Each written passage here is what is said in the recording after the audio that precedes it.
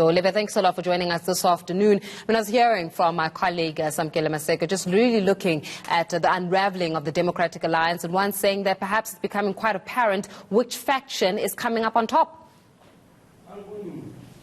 Good afternoon to you. Good afternoon to the viewers at home. Well, I think one must confess that indeed these are quite trying times for the Democratic Alliance. One has actually observed the developments in the Democratic Alliance, the growth, the element of relevancy of the Democratic Alliance. It was starting to be seen everywhere, especially amongst the black communities. But you know what has actually happened in the past few days has actually taken, for me, the Democratic Alliance a number of steps backwards.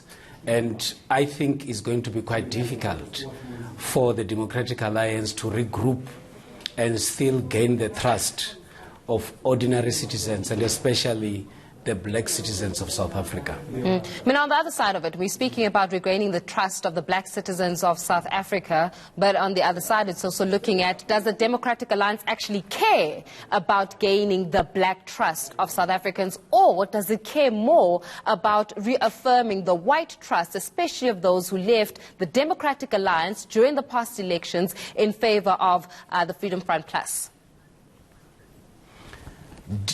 Political parties are formed in order to, at the end of the day, become a government.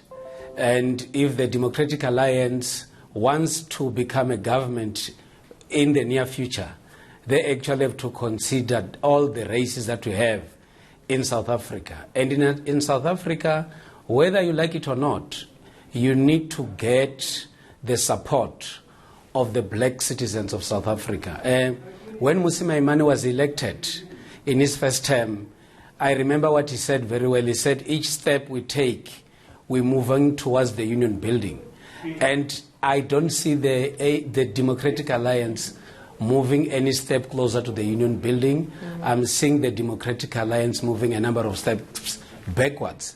And I think it is time for the DA, for self-reflection, to develop new programs, and to say, let's identify our weaknesses and then start from these weaknesses and build on them and then become relevant. But if indeed they are serious about becoming a government, they need to reconsider their strategy and ensure that they become relevant, and especially to the black people of South Africa who are in the majority. I mean, we're talking about the black people, which is ultimately the electorate who has to look at the Democratic Alliance and see them as a truly non-racial political entity. But as you're saying, even given the current unfolding of events, it would appear as though the Democratic Alliance has got a lot of self-introspection. Isn't it funny how we speak about reflection and the words introspection when just not so long ago, the African National Congress were also articulating the very same terminology? It's almost like the unraveling of political parties and maybe even questioning about the new wave of maybe new blood that needs to come in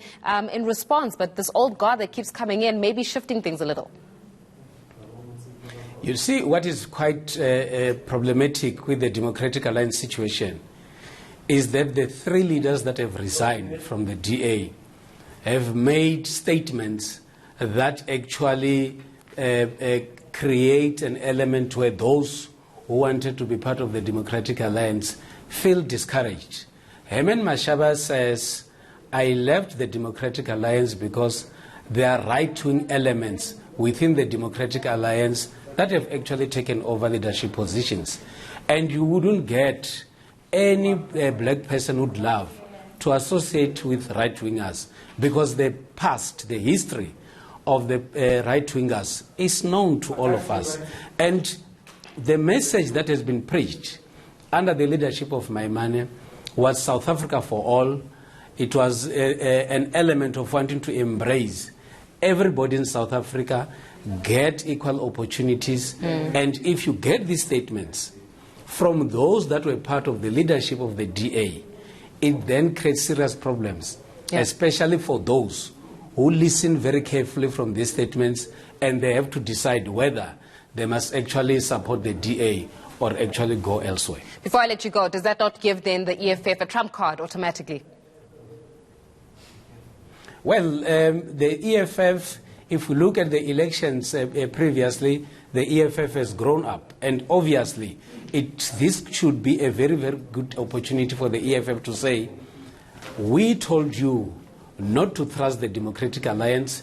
We are available. Please come to us. It can not only be the EFF. You can still get other political parties who might still benefit out of this exercise.